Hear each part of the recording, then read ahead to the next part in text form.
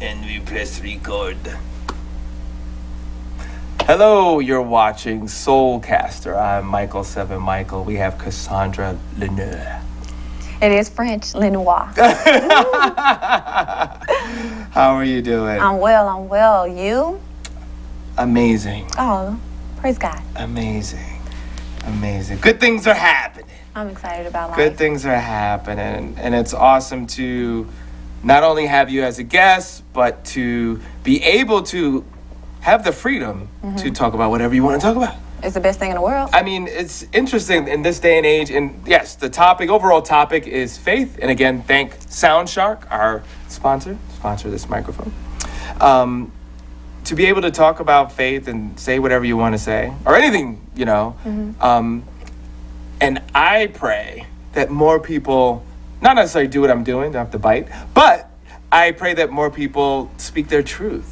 These conversations need to be had. Yeah, because the inspiration was I'm having these conversations with people all the time, but we don't really see that out there because people are so afraid of saying what they believe in and what they've experienced. Of being unapologetic. And yeah. I want to make a shirt that says unapologetic Christian.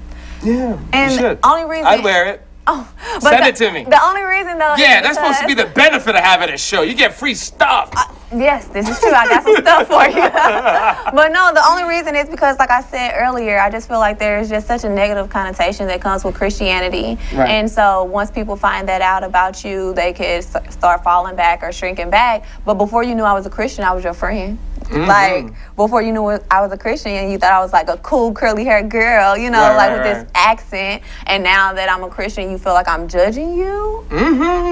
But I'm not, like, because you're still doing the same stuff that you was doing before you found out I was a Christian. And I did not say nothing about it then, so I'm not going to say nothing about it now. How does faith, and this is a good transition, how does faith affect your friendships and your relationships? Like, how does, or it doesn't have any effect at all? It's levels to it, so everybody can't be my friend now. Right. But that's just regardless of faith, but definitely faith plays a part. But more so, I was speaking to like the being equally yoked and like-minded. So as my friend, there are certain things that you're exposed to as my friend, right? Like there are certain secrets, there are certain trials and tribulations that only you can understand because we're going through the same thing that many people may not be able to understand or comprehend, right? But as an associate or an acquaintance, just because you're not a Christian and believe in Jesus don't mean that we can't kick it and be cool, right? There's just certain conversations that we can't have because you can't relate.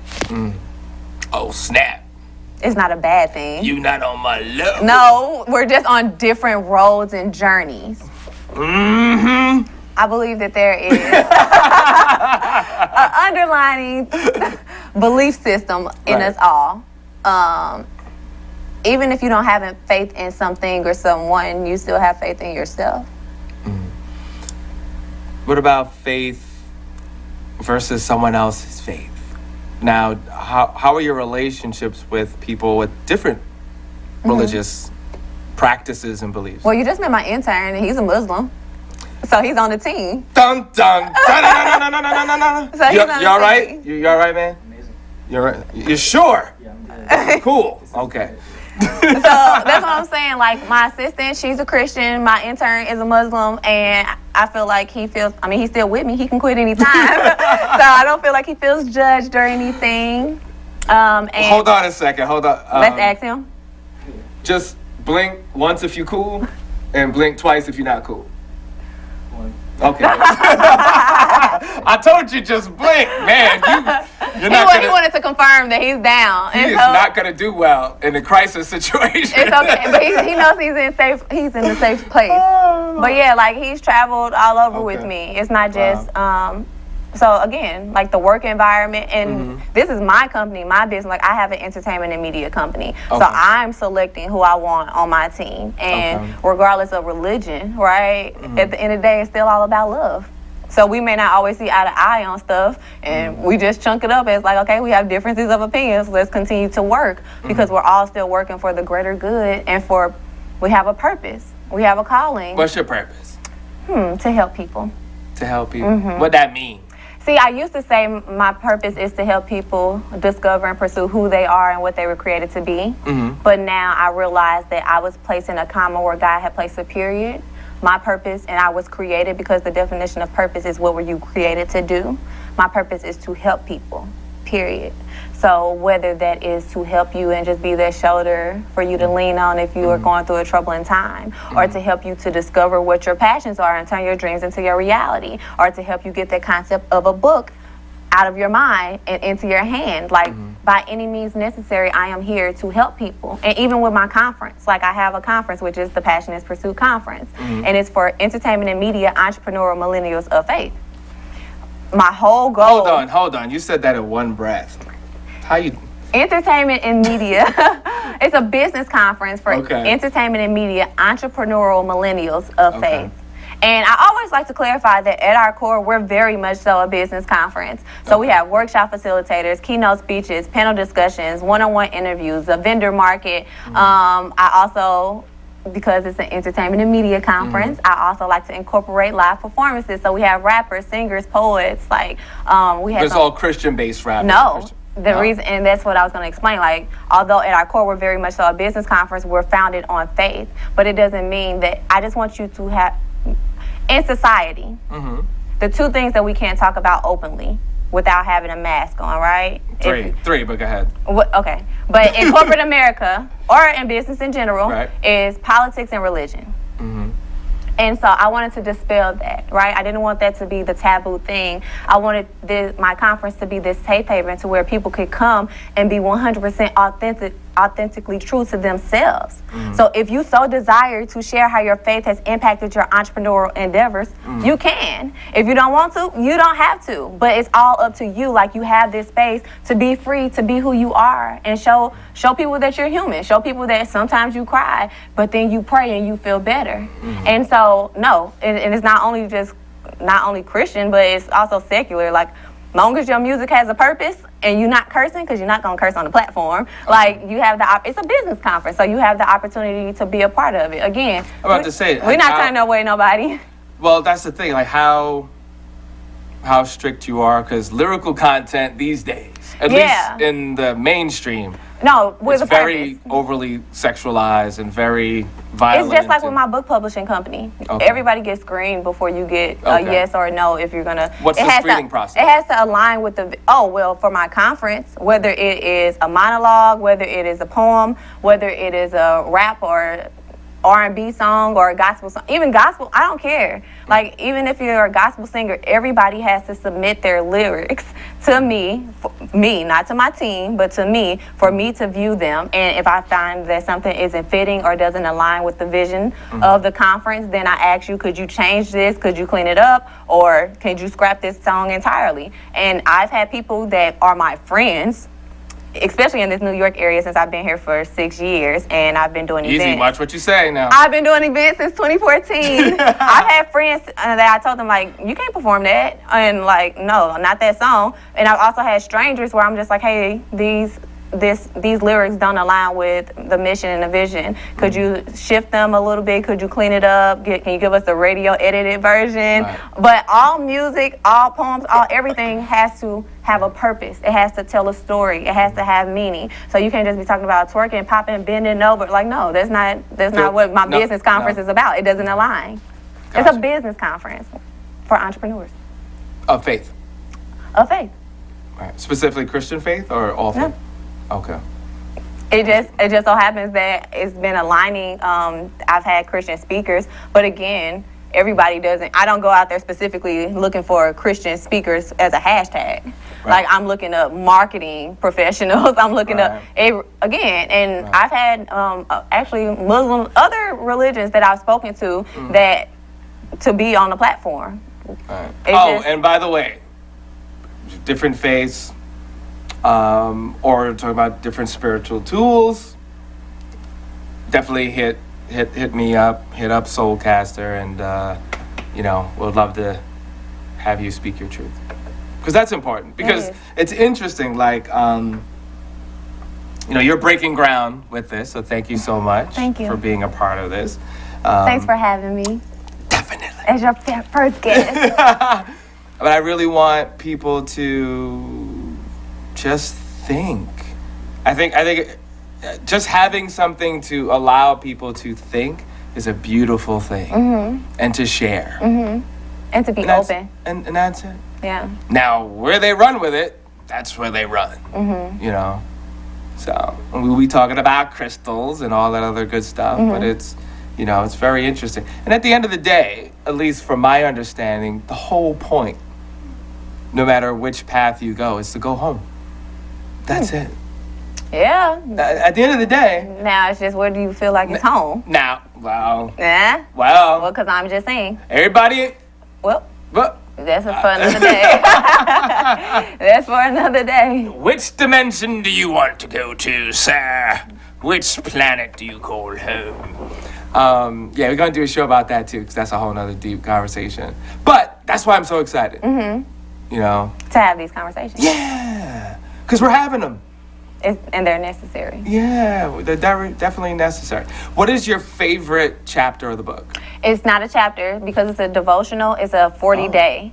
So you get one devotional a day. So what's your favorite day? I don't know. Weird. What? I knew that day was that question was coming. That's interesting. What was your favorite day? I don't necessarily know if I have a favorite, but since we're talking about spirituality, yeah, I think that's a good one. So I can think about, because again, remember my book covers physical, mental, relational, spiritual, financial. Like I even give investing advice and everything. So it's to help you level up, not just in business, not just in spirituality, but in every area and aspect of your life. But since we're talking about faith today, I can talk about day 10 because I think day 10 is just like a great day. And 10 is a great number. 10 is a great number. Numerology. Well, I don't know about numerology. But Oh, Lord. For biblical numerology, it's the number of completion. Finally, I knew there was going to be something to get her going. So number 10, day 10. I start off with a quote. And so these are all personal quotes. Like if you see, like my name is listed afterwards because these are all quotes that I personally say and live by. So the more I seek God, the more I find me. And so day 10, I'm not going to read it because it's actually one of my longer ones, but day 10, the title of it is I Get Prayer, But Why Fast? And I think that when it comes to spirituality, religion, relationship, or Christianity in general, fasting, praying and fasting is one of our core beliefs or things that we feel like we should be doing. Like if Jesus did it, we should too. And Jesus obviously was fasting. He was fasting 40 days, 40 nights, and just everything, right?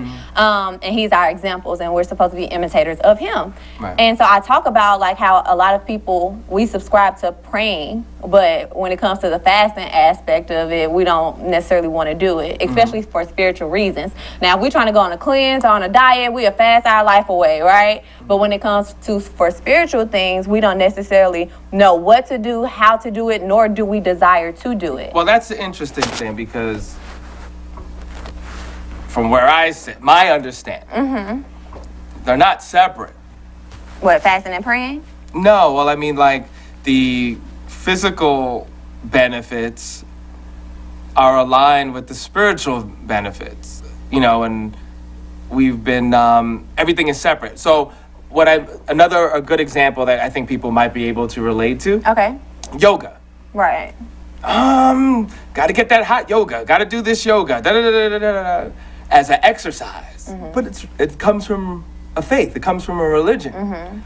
You know, and the mentality is the physical benefits along with the spiritual. It wasn't a separate thing. Yeah. But, you know, as time goes on, we've separated things. Yeah. So, like, for instance, I know there was a trigger, numerology, and I get it because there are many Christians that are. But it's just me. I don't know about many Christians. Again, because, I don't like to classify. Right. So I don't know about many Christians, but as far as Cassondra, it's just something that before I was a Christian, I just went out here caring about numerology. But now that I am a Christian and like I said, I know the meaning of numbers, the biblical meaning of numbers. I do understand that there is importance in numbers. Numerology, just because I never went out there and looked, it can literally be the same meanings for the numbers that. But you haven't seeked it. Gotcha. Yeah, it wasn't something that I wanted more knowledge about or feel like it was something that But I needed find that to know. fascinating because there are those that are totally Against it. But it's the same thing like with zodiac signs. My interns, they getting on me because he's like, oh, you're such a, I'm like, no, I'm not. Because I don't subscribe to zodiac signs. I don't study it. I don't follow it. It's just not something that, and you know it's what? not something that piques my interest. And you know what? That's a very interesting thing too, because there are so many different little aspects of little conversational life, like zodiac signs or the numbers or this and that, and it's all in the fabric. And it's interesting those that they just have no interest. Yeah. And then there are those that are like, no, that's evil. So I know I'm going to get flack for this show. But it's true. There is a belief system that is not of God. Yeah. But again, like, I don't look when he used to say like, oh, you can say his name on this show. Go I ahead. don't know. I don't want to Jihad. But when Jihad used to say like, oh, you're such a Sagittarius, like in my mind, I will always say, and this is because, but prior to him, I had other people who would be like, what is your zodiac sign? And I would always say, I don't know, even though I do know. Like, what's your sign, girl? I'm like, I don't know. I don't believe in that because it isn't something that I subscribe to. It's not something that I follow. It's not something that I believe in. And so at one point I'm always talking about these shirts I'm going to get made that I don't. At one point in my life, I said that I'm going to get a shirt made that says I'm a Christian, not a Sagittarius, because it's just not a part of my belief system. So it's not something. But you are a Sagittarius. I'm born in December, if that makes sense. Do you know our sign? Yeah, she's Sagittarius. No. I'm a Christian, no. But I don't, again, it's just not something that I subscribe to. So I never studied it. I don't know the ins and outs of it. I don't want to know the ins and outs of it. I'm just trying to focus on learning more about my religion, my faith, and my relationship with God. And how do you, that's interesting. Now, faith, one thing, right? Mm-hmm. How do you learn and grow in faith in something that you'll never have 100% information on? As far as like the translations, the time period, the different hands that, were, that touched the text. Absolutely. People that have taken different parts of the Bible, excluded it, like King James Version, which is usually the one a lot of people subscribe to. Right, versus all the different translations. So, that was a little shade. So, but, you have, like the Book of Mary. Mary wrote, but it all go. But it's not in the. It's not in the Holy Bible. But listen. So, how does your faith feel with that? And it goes back to believing. Okay. Right? Mm-hmm. So, again, when it comes to faith, I believe in this equation. Belief plus action equals faith. And so what do I believe? So if I believe that all scripture is inspired, which is a scripture itself, but it says that all scripture is inspired by God, right? Mm-hmm. That if it isn't in the Bible, it's not supposed to be in the Bible. God didn't want it in the Bible. And that just goes back to my belief. It doesn't go back to me researching. It doesn't go back to something that was spoken to me or taught, like, oh, these books are left out of the Bible and this and that. Look, God ain't want it in there then. Like, our God, hold on. Is it fair to say that? I look at it like God because we talking about spirituality. Right. I look at God as my governing God. Okay. So he is the head. He is almighty. He is all powerful. He is sovereign. He is in complete control. So that which he so desires to happen will happen. Now, he does give us free will. We do have the opportunity to obey or disobey. But at the end of the day, his plan is perfect, and that which he wants to happen will happen. And so because that's like my belief system, I believe that when it comes to the Bible, if it's in there, it's because he wanted it to be there in there. And what it says, I believe in, it is so. I'm one of those Christians. So you have the faith not only in what's there, but the group of men that sat in a room and decided to say, we're going to take this. No, I don't have faith in men. I have faith in God. But a bunch of men decided what scriptures were going to be. Mm-hmm. It was a political thing as well as a power thing that decided, and what was left was left. Mm-hmm. How do you feel? So are you trusting their wisdom and what they decided Because again, it was inspired word by God that they didn't even write, but they decided what was going to be in there and what wasn't. How do you feel about that? I feel I'm gonna got real quick. No. I'm going to compare myself to a child in this moment. So as a child, everything, if you're a 5-year-old, everything that your mom or dad says to you, you believe. Like you never question. Right. If your mom said that the tooth fairy is real, you gonna put that tooth up under that pillow till you get that $1, right?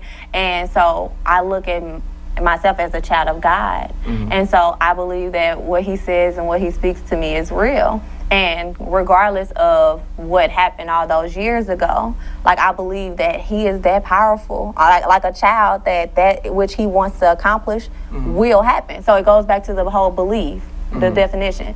It's not that I believe that God can. I know that He will. So my stuff goes back to my relationship, not my religion, not my research. Not to say that all those things are wrong or that I disagree with those things, but I don't. With me, as a child, as a child, like there's just some things that I don't feel like, not as a child of God, but as a little kid, like you out here, you're not thinking that deep. Whatever your parents say, you take it and you go. So with me, I was a weird kid. I wasn't out here just keep on questioning. I wasn't like, why? Like, no. Like, you told me to do it, I'm going to do it because I trust you. I wasn't, but thank you. But so it's the same thing. Like, I don't go out here researching and I know I have friends and other people who take this stuff like very seriously, right? And maybe I should connect you to them because y'all can have some really good talks. Like, and they don't believe or they don't necessarily agree with everything that's in the Bible. Right. But with me, as far as me and my relationship, if it says it, I believe it is so. And it makes things easier for me because I'm not out here questioning everything that's in the Bible or questioning everything that did or didn't happen or was or wasn't supposed to happen, which I think it helps me in my walk and in my relationship with God. Not to say that it's right, not to say that it's wrong, but that's just my truth. So I don't feel no type of way that those books didn't make it. I don't even, when I found out about those extra books, I didn't even go look them up because I didn't even want to be exposed to them. That's deep. You said it like it was like a sports team and, well, little Jimmy didn't make it.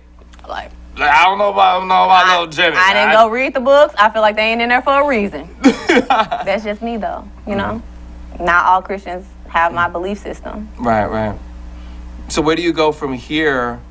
Or should I say, well, it's interesting. Well, it's passion, right? And then there's the faith that sustains the passion.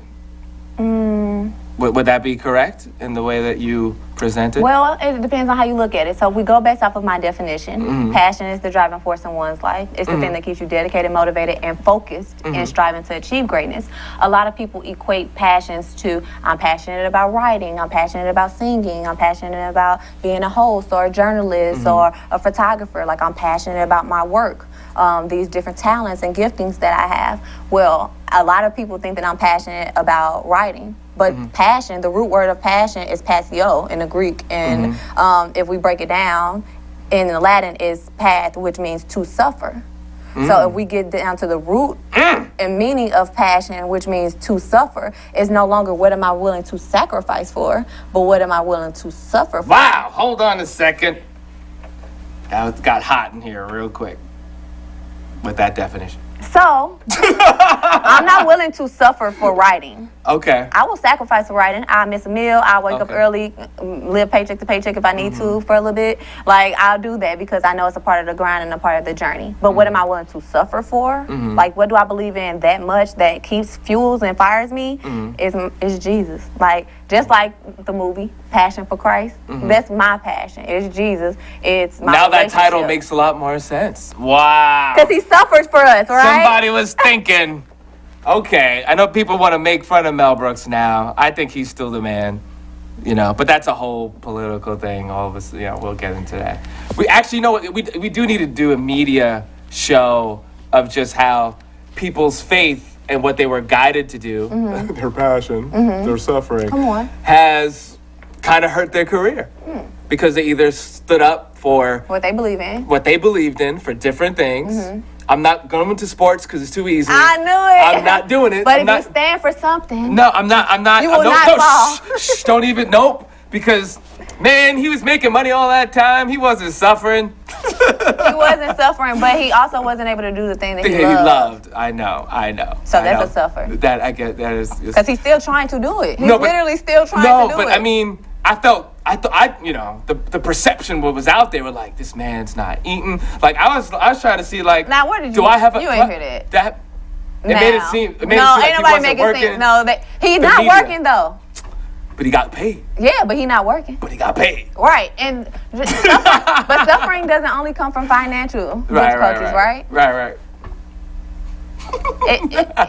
Materialism means nothing. But there's so many, there's so many people within all aspects of entertainment And media, yeah. and media that have really gotten the short end. You know, after they stood up for whatever they stood for, or they spoke about specific religious groups or leaders that have not done this or done that. Yeah, you could decode that. And then all of a sudden, they're not popular anymore. They're vilified. They go through this one's an alcoholic. Well, he was an alcoholic before when he made you $40 million, $100 million. But the moment that they became ostracized. Yeah, the moment that they started to have their own awakening and started to speak or creating projects that are actually meaningful. I mean, when's the last time anyone's really spoke about Angelina Jolie? And she's been doing great things overseas. Maybe that's why. Because she overseas. No, I'm just joking. No, but also she's directing. Yeah. People don't know that. She became more behind the scenes. But still, there's so much greatness there in the projects that she chooses. In fact, there's a bunch of female directors. That's why there's not enough. No, there's tons of women doing stuff. It's just the machine doesn't want to talk about it. Yeah. So as a people of faith, because and even though this is separate, it's not. It's not. You know, because we need to support people that stand for different things, that want to tell stories that are meaningful. It's easier to stand for something that's, let's say, political. No. Than it is something that is religious, right? Because although we live in this free country, things... It's free? I feel free. I can talk about God openly. So although, you know, we do have the opportunity to do what we want to do when we want to do it, it doesn't mean that it's not frowned upon. Right. This is true. Yeah, I'm an octopus. I'm doing a lot of things right here. That's what makes me great. That is. I agree.